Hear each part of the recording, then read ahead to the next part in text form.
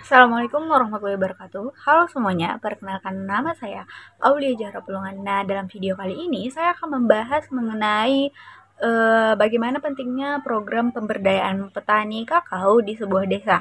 Nah, hal yang dibahas itu bagaimana program ini bisa berjalan dan siapa saja pihak yang terlibat, tantangannya, hingga bagaimana kita bisa merancang sebuah program tersebut yang serupa secara berkelanjutan. Nah, pada tahap pertama itu yang kita lakukan adalah analisis dan kepentingan terhadap stakeholder. Nah, yang pertama-tama kita identifikasi terlebih dahulu stakeholder yang terlibat dalam program ini, yaitu yang pertama ada petani sebagai penerima manfaat utama, kemudian ada penyuluh, koperasi desa, BRI sebagai penyedia akses modal, dan juga LSM maju bersama yang melakukan pendampingan. Nah, kalau kita lihat dari segi pengaruh dan kepentingannya, petani itu berpengaruh tinggi dan kepentingannya itu juga tinggi. Nah, LSM, penyuluh, dan juga koperasi berada di posisi penting sebagai fasilitator dengan berpengaruh sedang sehingga tinggi. BRI juga berpengaruh meskipun aksesnya belum terlalu optimal. Nah, yang selanjutnya itu permasalahan dalam program ini.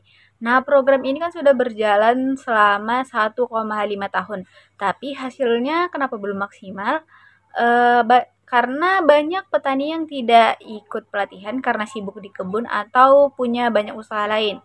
Nah, koperasi desa juga belum bisa membeli kakao petani karena tidak adanya akses pasar yang luas. Nah, bahkan juga petani belum familiar dengan cara pinjam modal ke bank. Nah, di sisi lain juga LSM yang mendampingi pun punya keterbatasan dana dan juga punya keterbatasan waktu. Nah, supaya program tersebut seperti ini bisa kita ukur keberhasilannya, kita harus buat indikator, misalnya seberapa banyak petani yang ikut selama pelatihan, apakah ada peningkatan pengetahuan pasca panen, dan apakah mereka mulai akses modal modal BRI. Kita bisa pakai instrumen kuesioner dengan skala Likert-nya itu dari sangat tidak setuju sampai sangat sangat setuju. Jadi data yang kita dapatkan itu bisa lebih terukur. Nah, solusinya itu bisa kita rancang seperti pelatihan dibuat lebih fleksibel, bisa lewat kelompok kecil atau online. Koperasi bisa gandeng mitra, buyer besar, atau ajak BRI bikin pelatihan keuangan langsung di desa yang dilaksanakan program tersebut. Nah, yang paling penting itu adalah kerjasama antar pihak yang harus ditingkatkan. Nah, langkah-langkah selanjutnya itu ada kalau kita diberi amanah sebagai fasilitator program di desa lain, langkahnya itu yang pertama mengidentifikasi potensi dan tantangan yang ada di desa tersebut. Yang kedua, kelompok tani yang aktif dan solid. Yang ketiga, latih para petani mereka dari aspek teknis dan juga manajerial.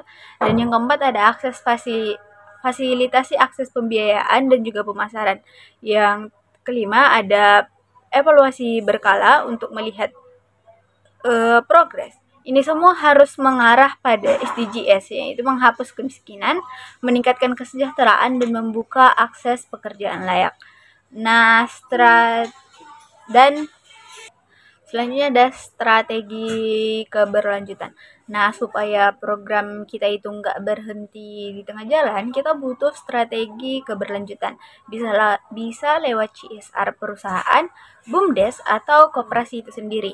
Kita juga harus latih kader lokal yang bisa lanjut mendampingi para petani. Dan juga jangan lupa memanfaatkan teknologi. Jual kakao lewat platform digital seperti menggunakan sosmed atau lain sebagainya. Nah, sekarang kita bahas aspek sosiologisnya.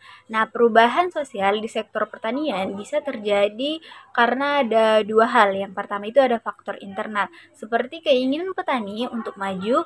Yang kedua ada faktor eksternal, seperti intervensi program pemerintah. Lalu ada juga yang namanya modal sosial, yaitu kepercayaan, koneksi, dan juga norma sosial di perkebunan. Ini bisa berbentuk koperasi yang kuat dan gotong royong antar para petani. Nah, untuk indikator keberhasilan PSR, kalau kita ingin tahu bagaimana program peremajaan sawit PSR berhasil atau tidak, kita harus lihat bagaimana apakah produk sawit meningkat, pendapatan petani juga meningkat, dan apakah mereka mandiri dalam usaha taninya, dan apakah ada peningkatan kualitas hidup di desa mereka. Dan untuk pentingnya stakeholder, program tanpa stakeholder nggak akan jalan, karena stakeholder itu adalah semua pihak yang punya kepentingan atau pengaruh dalam program. Kita perlu lakukan analisis stakeholder, seperti siapa mereka, apa pengaruh dan kepentingan mereka, dan bagaimana strategi melibatkan mereka. Salah satu metode analisis yang bagus adalah dari Reed pada tahun 2009. Yang pertama itu dia mengatakan bahwa adanya identifikasi, kedua kategorisasi, dan ketiga ada analisis pengaruh dan kepentingan. Yang keempat ada visualisasi dalam stakeholder map.